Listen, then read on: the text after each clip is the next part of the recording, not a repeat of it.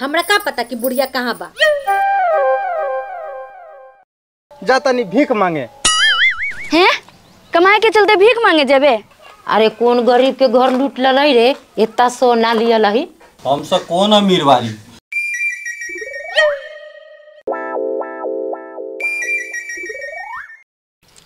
बाबू बाबू हो किन्ने बारा हो बाबूजी हो बाबू। हाँ हाँ चिल्लो बेटा चिल्लो, जितना चिल्लाए के बा उतना चिल्लो। हमें तहीं से बैठा बैठा मजा लेता नहीं। हाँ बाबू तू यहाँ बारा, हम इतना चिल्लाता नहीं, तू बोलाते नहीं खे। बोल ना तो कहला चिल्लाइत बारे। तू रोज रोज कहत रहला ना कि हमरा चप्पल ना बा चप्पल ना बा। बोला तोरा कै नंबर चप्पल अटेला? अरे आज शंकर भगवान लेकिन दानी बनल बारे। रोज रोज कहत रहली चप्पल ला दे तो पैसा न रहो। आज कहाँ से इतना पैसा आ गए? हो बाबू हमरा पास पैसा नहीं खे नु, उ तो सोचली कि गांव में बारात आवता तो उत्ते से चुरा के तोहरा दे देबो। ना ना ये सब गलत काम बा। चोरी चकारी कल पाप बा। ये सब काम ना करे के। चोर के घर में जोर ना होला बेटा। तोरा भगवान सार लेकिन देह देले बारन। मेहनत करके कमो आ खो। जे मेहनत करके कमाइबे आ खइबे ओकर आनंद अलगे बा। साठ के देखला हुआ कमाई तो बाबूजी, चोरी करे में मेहनत ना लागेला, मौका देख के झटके के पड़ेला। वाह, और कहे तुम्हारे झटके के पड़ेला। कहीं पकड़ा जाए ना तो झटके में धके हुरकूच देता हूँ। तो का करी बाबूजी, ये सब धंधा में हानि लाभ होत रहेला। देख बेटा चोरी चोरी होला, चाहे छोट हो चाहे बड़। तोरा हम एगो कहावत सुनबैलो, खाए के नून सतुआ पहने के सादा, चली ऐसा जनी में है बाप दादा। जैसे हम निमाह ले वैसे तू निमाह ले। चोरी चकारी के रास्ता छोड़ दे बेटा। चुप रहा बाबूजी, चोर के आगे ताला और बेईमान के आगे केवाला, कुछो न चली। चोरी और सीना जोड़ी ना करवा तो कुछो न मिली। अरे जो न जो, तोरा जे करे के बाद से कर। ऐसा कुपातर निकल गए खानदान में, तोरा जैसन कोनो ना रहे। तू चुप रहा न बाबूजी, जब तक ऊपर वाला हमरा साथ में बा न तब तक कोनो हमर बाल बाका न कर सकेला। हम तोरा का साधो रे, जे तोरा करे के मनो से कर। चुप रह न गे माई, हम तोरा ननू न कहत बड़ियौ। तब केकरा कहत बारे रे? ऊपर तो हम ही न बैठल बानी। गे माई तोरा ननू न कहत बड़ियौ, ऊपर तू ननू न बारे, भगवान बा। अरे जो ना रे जो ना, तोरा जे मन में आवे से कर। अरे तो मार लाठी के थूर न देबू, गिरे गिरे पचा देबू। जो बात तू हमरा मारेला धीरा बता रहा बाबूजी, एक दिन तोरा हम ही बड़का आदमी बनबो। रे जो ना, रघुआ के बाप एक दिन हेलीकॉप्टर पर उड़ता ही से लोग देखता ही।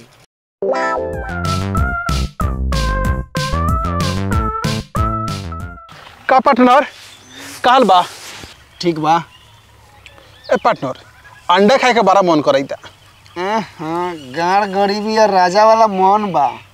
खाए के तो हमरो मन करता, लेकिन पैसे नहीं खे। चितरंजन मास्टरी वाला फॉर्म भरले रहे, नौकरी होलो कि ना? देख भाई यहाँ नु भगवान के खोजबे तो भगवान आसानी से मिल जाता, लेकिन नौकरी इतना आसानी से ना मिले वाला है। अरे पूरा गांव भर में हल्ला है कि चितरंजन के नौकरी लग गई, मास्टर बन गए। अरे गांव वाला कथी पूछले बड़ा, गांव वाला के तैसे ही गाड़ जड़ित रहले। उड़ावे के बच्चा तो उड़ा देले अंडा। अच्छा हमर छोड़, तू अपन बता, तोर इंजीनियरिंग के का भेलौ? रे का कहियो रे भाई, हमरो तो ना होलो। पूरा अखंड बेरोजगार हो गए। तू लगे था कि कुछ काम धंधा खोजेला पड़तो। ठीक कहता रे भाई, हमनी ले बनिया तो अनपढ़ लड़का सब बा, जौन की रोज राजमिस्त्री में जाले कमाए आ 400 रुपया लेके चला वाले। हाँ भाई हमने तो लेबरों में कमाए ना जा सकीले। पढ़ल लिखल बारी, लेबराई करे में शर्म लागल है। हाँ बात तो सही कही तारे। हाँ देख होकरे त राज बा। 400 रुपया कमा ले ऐश करल, एकरे तो जिंदगी बा।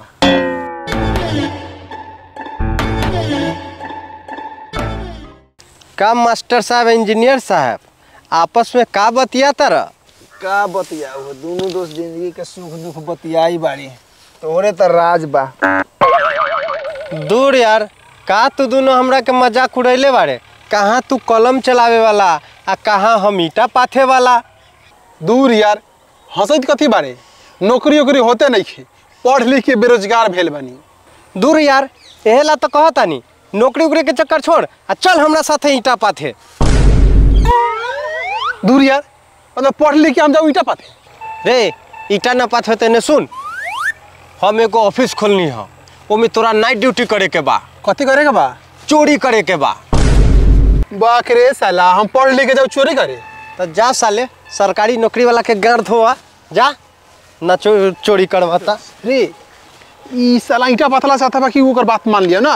रे सुन सुन सुन सुन सुन सुन, चल ही लाऊ। रे सुन सुन सुन सुन सुन, चल चल करवाऊ। रखना ला, रख ले हमरा साथे ले हमनी के। चल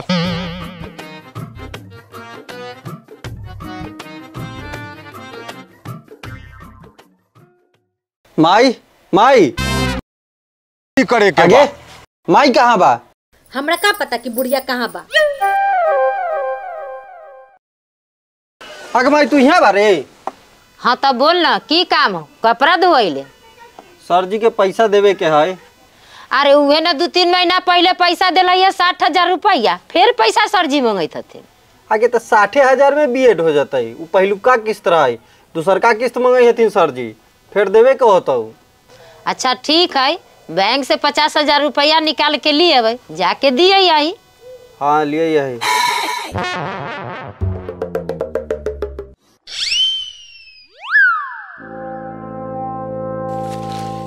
तोरा कहला पता हम चोरी करे रेडी हो गेली हूँ।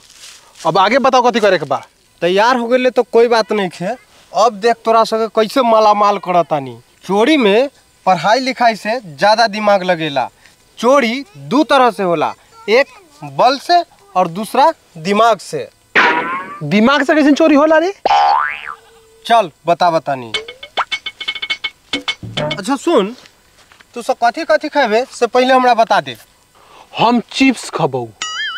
हमरा तो भाई माजा चाहिए, माजा बहुत दिन से ना पीले बड़ियो। हम कुरकुरे खबऊ। हम गुड्डे बिस्कुट। हम हूँ चॉकलेट वाला बिस्कुट खबऊ। हाँ हाँ चल देखा बतानी डेमो। चल।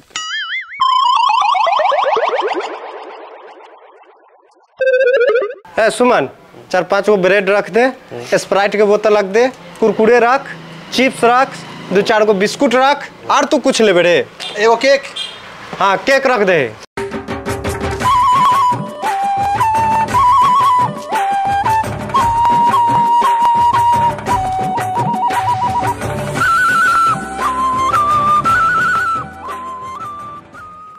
फोन पे गूगल पे कुछ लेवे ले? गूगल पे। गूगल पे अच्छा रुक। कितना भाई? 250 रुपया। 250 रुपया? 250 चल गए, देख ले। सामान ले, ला इधर रख जल्दी।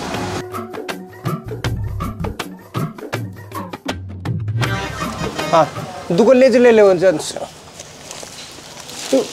हुआ लेज। हाँ चल ला चल।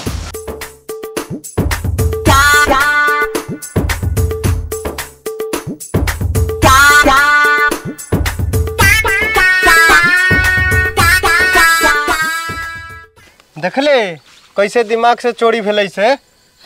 दिमाग से कैसे चोरी भेलै? अरे भाई दिमाग से चोरी हो गई, तू चिंता काहे करता रे? कैसे भइल? जब ओकरा पैसा दैये दिलही तो दिमाग से चोरी कैसे भइल?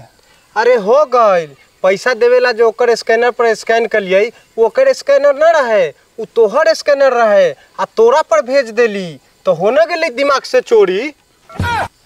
अरे हे, तोरा तो सही में दिमाग हौ। हमरा तो पढ़ लिख के भी उतना दिमाग ना बा। अभी तक दिमागे से चोरी देख ले हो, अगर बल से देखबे ना तो तोहनी के गाड़े फट जतौ। चल तोहनी के बल से देखावा तानी।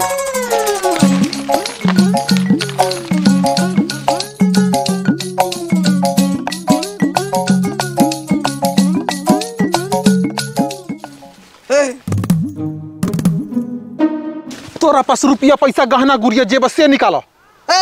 निकाल कहबे तो ना निकाली, निकाल कह। निकाल। ना हो बउआ, हमरा कुछो नहीं के। ए में कथी रख ले बारे? निकाल जल्दी ला। ना कुछो बा बउआ, ना कुछो बा। गोली मार, मार गोली। रे बंदूक तो नकली बा, कैसे गोली मारी? अरे तोरा पतावा नकली बा, हमरा पतावा नकली बा, ई बुढ़िया के थोड़ी है पतावा। मार गोली। मार तू ही मार। निकाल। ले ले फिर लो बउआ, हमरा लड़का के पैसा रहल के स्कूल में फीस करे वाला रे बा। अरे बाप रे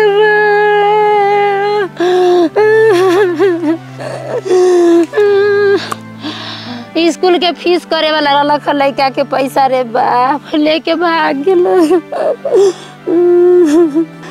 रे दोगलानी पुतरा सर हमर पैसा छीन के भाग गेले रे 4 चौकट दे रखले होते रे, कोड़ी फूट जते रे नी पुतरा से।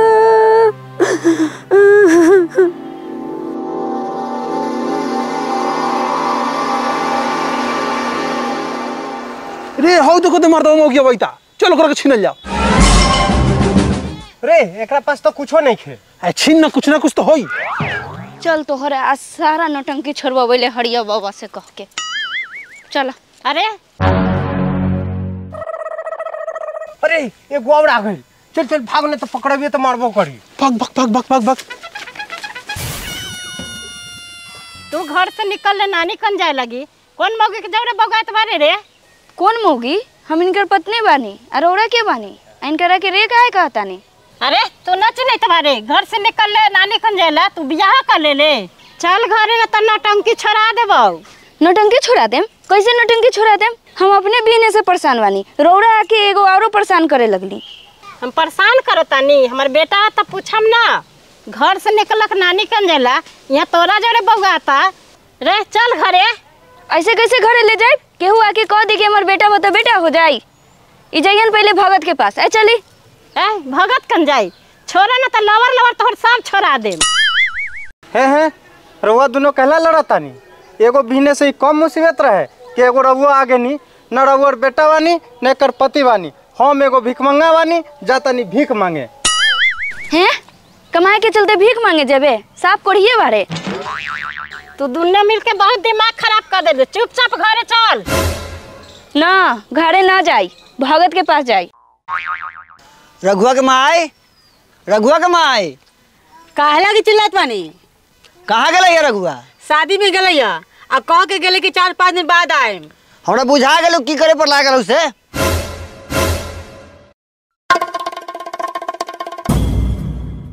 आज तनका से बच गेल ना तो साले के गाने में गोली मार देती। रे हमने का चोर बारी गरी हंडा ना जे बात बात में गाड़ी दे देता रहलस। रे साला गाड़ में न मारेला कली गोड़ में साला हमेशा गलते सोचे रहली। फिर साला साला करी था। चुप, मुंड खराब हो गइल बा। ले बीड़ी पी। एगो में तू दोनों पी, एगो हम पियतानी। ले धरावा तनी। रे ससुरा धराना ले पहले तो मुंह में लटका ले। निकाल के बात कर। माचिस दे। रे एगो जादू दिखाओ। दिखाओ दिखाओ दिखाओ। आँख में धुआं निकाल के दिखाओ दिखाओ। ध्यान से देख। अरे भैया साला दाग देले। देखले जादू दिखैली ना तोरा। दाग देला साले देखले। चल ढेर हो गइल मजाक उजाक। चल अब अगला लूट के तैयारी करतानी। चल।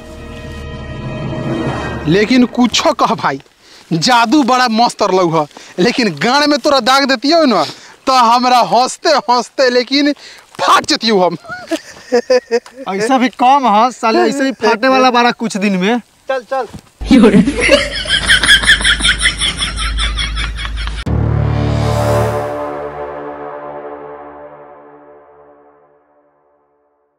रे हमनी का डकैती कर जाता नहीं आ 3 गोड़ा बानी, अब वैसे भी 3 टिकट महाविकट होखेला।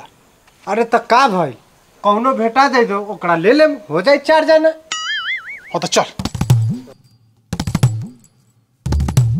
सुन चल चोरी करे हमनी के जौड़े। ना ना ना हम चोरी करे ना जाए। बाप रे बाप, हम पढ़ के होई हम जात वाड़ी। है चलबे के ना कि गाड़े में गोली मारते। चल चल जल्दी चल चल में चल चल। सुन अगर चोरी करे जाइए तो कुछ न कुछ चुरा के लावे को होतो, न तो गोलियां मार देबो। चल चल में जल्दी चल चल चल।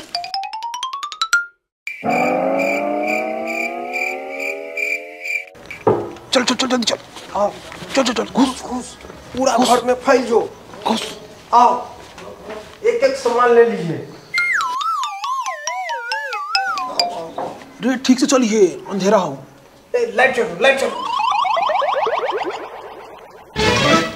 आखिर साला अपना मुंह बना नू आगे बढ़।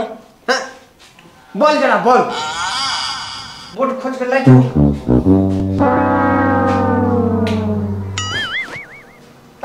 तू इधर लूट तू में लूट। अरे तो पूरा सुतला बंदूक गिरो।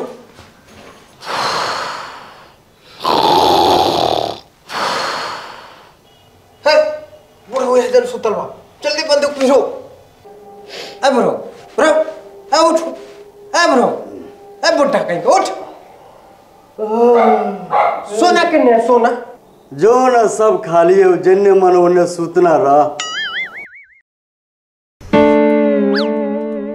घुसको चचा घुसको तो ऐसे भी चोरी करे करे पूरा थक गेल हतियो थोड़ा आराम करे तो।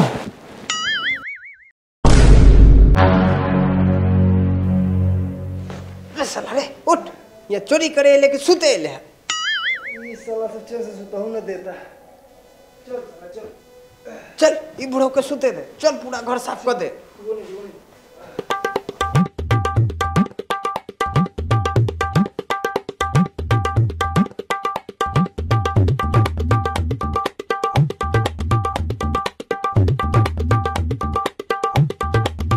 अरे साला यही में ताला लागल बा जरूर न जरूर यही में सोना चांदी धैले हुई एकरे के लेके चले थे।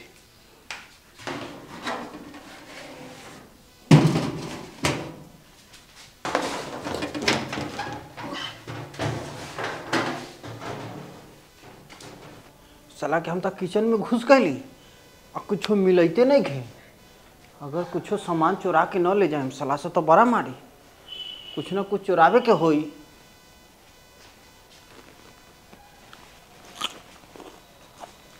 अरे साला घैलबे के उठा के ले जाता नहीं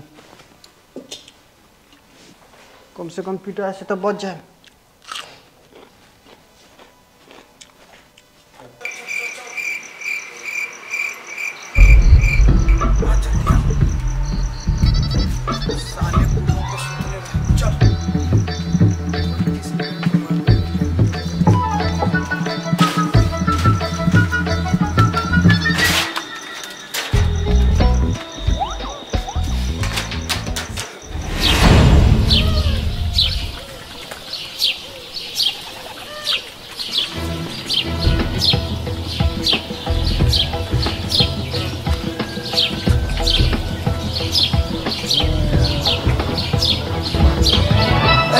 उठ उठ उठ बिहान हो गई। उठ उठ बिहान हो गई।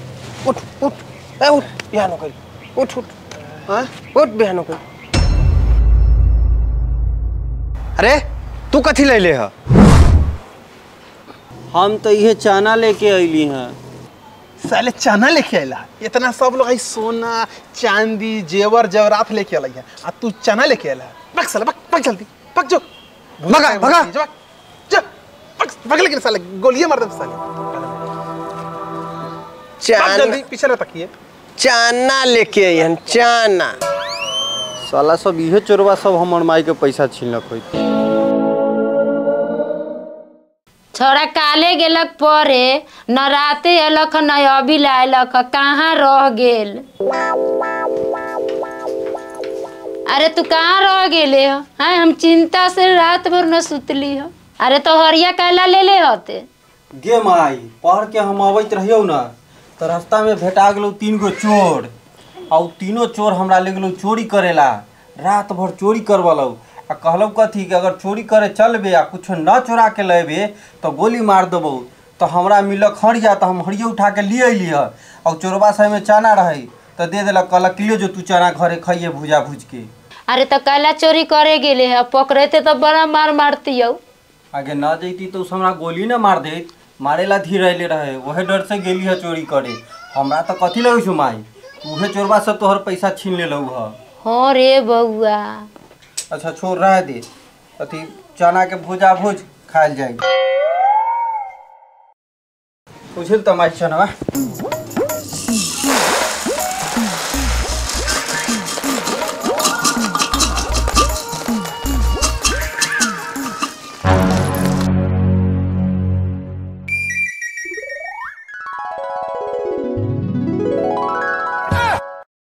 अरे कौन गरीब के घर लूट ललई रे, इतना सोना लिया लही। हमसे कौन अमीर बारी, वैसे भी जहाँ चोरी करे गेल ना बड़का वो ईटा के घर रही है आ किचन में रखल रही है, तो हम सोचली कि उठा के ले जाइले। ऐसे भी भगवान जब देवल हथिन तो छप्पर फाड़ के, लेवल हथिन तो गाड़ फाड़ के, हमरो सबके तो छीन ले रहे दे। चल चल चना भूज, चोरबा से जो छीन ले रहे भगवान जी वापस कर दिलन। 6 महीना बाद। मूर्ख मानव, पाप के महल में तुम सोकर आनंद ले रहे हो। पाप से धन कमाने वाला ही व्यक्ति पापी नहीं होता, पाप के धन खाने वाला भी व्यक्ति पापी होता है। इसलिए तुम पापी हो मानव, तुम्हें नरक में भी जगह नहीं दिया जाएगा।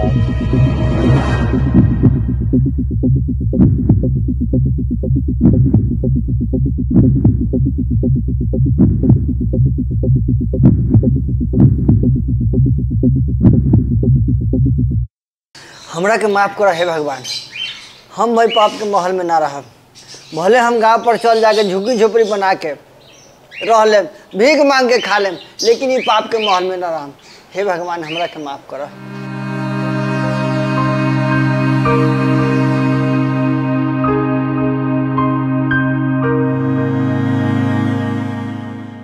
ए जी सुनो तनी, हमरा ना घर में मन तनको नहीं खेलागता। हमरा तो अपने मन नहीं खेलागा। एगो काम तू कर, अपन मोटरी गठरी सरिया ला आ चल यहाँ से चल तानी। गाँव में रहल जाए, तंबू तान के रहल जाए, भीख मांग के खा लेल जाए, लेकिन ई रघुआ के पाप के महल में ना रहल। रउआ ठीक कहा तनी, चली।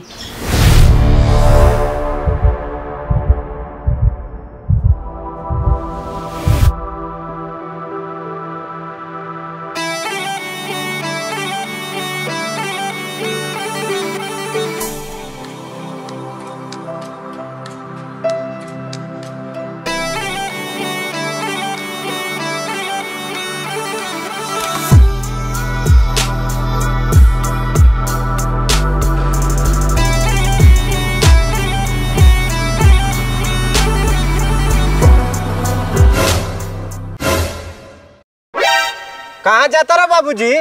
चुप रह, तू अपना गंदा जुबान से बाबूजी मत बोल। आज से न हम तोहर बाप हतियो न तू हमर बेटा।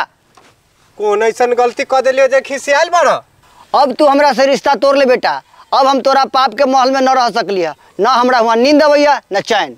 ऐसे काहे बोले तुम्हारा बाबूजी? पहले भुइया में खूब नींद और चैन अवैत रहा, अब सोफा गद्दा लगवा दिलिया तो नींदे चैन न अवैत ह। तू सही कहले है बेटा। पहले हम झुग्गी झोपड़ी में सूत जाइत रही तो हमरा ठीक नींद पड़त रहे, चैन अवैत रहे, लेकिन अब तोरा पाप के महल में नींद नहीं खियावत। भगवान से तू डर बेटा, गरीब के हाय लग जतौ बेटा। तोहर पाप के घड़ा भर रहल हौ, एक समय फूट जतौ। तू तो अपने नरक में जेबे से जेबे, हमनियों के ढक्कन ले चल जेबे। चलू चलू, भीख मांग के खा ले, बाकी के दुहारी ना जाए। माई बाबूजी सही कहत बारन, कहीं ना कहीं हम बहुत पाप कर ले बानी। अगर माई बाबूजी न रही तो धन दौलत का करम? रुक जा हो बाबू, रुक जो गे माई। पहले लेखन हम राजमिस्त्री के काम कर लेब, अब ये सब लाइन हम छोड़ देब। ठीक बा, तू पश्चाताप कर रहल बारे, लेकिन जे पाप कर ले है ओकर तो सजा तोरा भोगही के पड़तौ। तो का करूँ? गंगा नहा लू तो पाप कट जतई। एगो कहावत है बेटा, मुंह से निकलल जवान आ तीर से निकलल कमान कबो वापस ना आवेला। अब जे तू कैले बारे ओकर तो सजा तोरा भुगत ही होत हो। न बाबूजी, कोई उपाय निकाल, न तो हम नरक में डूबई तो साथे साथे तोहनियो डूब जाएबा। एगो कहावत है बेटा, जस करनी तस भोगहूँ दाता, नरक जात में क्यों पछताता। अब जे कैले से कैले, आज के बाद तोरा चोरी चकारी साफ छोड़ देवे को होतो। चल हम मिस्त्री में कमाब, तू लेबर में कमाई है। ठीक है बाबू, चल ई कोट बंडी उतार देता नी, अब बिहान से राजमिस्त्री में कमाए।